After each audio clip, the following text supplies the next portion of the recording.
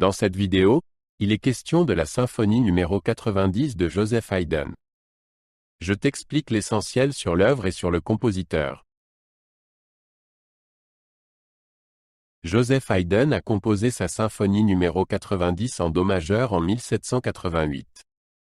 Elle fait partie d'un groupe de 3 symphonies, numéro 90 à 92, que Haydn a écrites pour le comte d'Osny à Paris. Ces œuvres faisaient suite au grand succès de ses symphonies parisiennes et montrent les efforts continus de Haydn pour impressionner le public français exigeant. La symphonie numéro 90 a été composée à une époque où Haydn était au sommet de sa gloire et où ses œuvres étaient appréciées dans toute l'Europe. La symphonie numéro 90 suit la structure classique en 4 mouvements. Le premier mouvement est un adagio, allegro assai de forme sonate, commençant par une introduction lente. Le deuxième mouvement est un andante en fa majeur. Le troisième mouvement est un menuet avec trio. Le quatrième mouvement, un final allegro assai, amène l'œuvre à une conclusion vive et surprenante. Chaque mouvement a son propre caractère, mais ensemble, ils forment une unité musicale cohérente.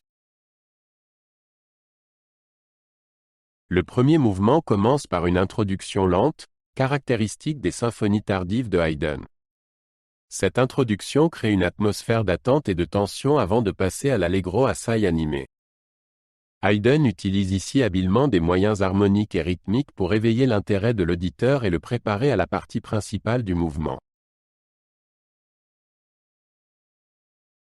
Le deuxième mouvement de la symphonie numéro 90 est un andante en fa majeur qui montre la capacité d'invention et de variation mélodique de Haydn. Le mouvement est basé sur un thème élégant que Haydn développe dans une série de variations. Ce faisant, il utilise les différents timbres de l'orchestre pour donner de la profondeur et de la variété au mouvement. Ce mouvement montre la maîtrise de Haydn dans l'art de la variation. Dans la symphonie numéro 90, Haydn démontre sa maîtrise de l'orchestration. Il utilise un orchestre classique typique de l'époque, mais utilise les instruments de manière particulièrement créative. L'utilisation des vents, qui joue un rôle important dans cette symphonie, est remarquable. Haydn crée une riche palette de couleurs sonores, allant de la délicatesse des cordes à la puissance des passages en tutti. Le langage musical de Haydn dans la symphonie numéro 90 est à la fois élégant et surprenant. Il utilise des thèmes contrastés, des tournures harmoniques inattendues et des structures rythmiques raffinées. La symphonie montre la capacité de Haydn à développer des thèmes et à créer de grandes arches musicales. La manière dont il traite les motifs à travers tous les mouvements, créant ainsi une unité interne à l'œuvre, est particulièrement remarquable. Le quatrième mouvement de la symphonie est particulièrement connu pour sa conclusion humoristique. Haydn y intègre une surprise musicale en présentant ce qui semble être un passage final, pour ensuite continuer de manière inattendue.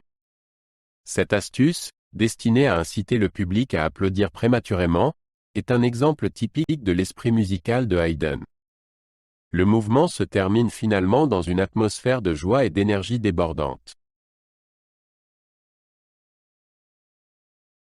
La symphonie numéro 90 a été composée pour un public parisien exigeant. Haydn a tenu compte du goût français en utilisant une orchestration brillante, des mélodies accrocheuses et des effets dramatiques. La conclusion humoristique du dernier mouvement s'adressait particulièrement au public parisien, qui appréciait l'esprit et l'originalité de Haydn.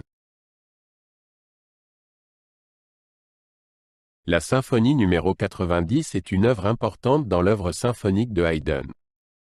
Elle présente toutes les caractéristiques de son style de maturité, un équilibre formel parfait, une unité thématique, une orchestration magistrale et une profondeur émotionnelle. Cette symphonie symbolise la capacité de Haydn à porter la forme classique à son plus haut niveau de perfection, tout en introduisant des éléments novateurs et surprenants.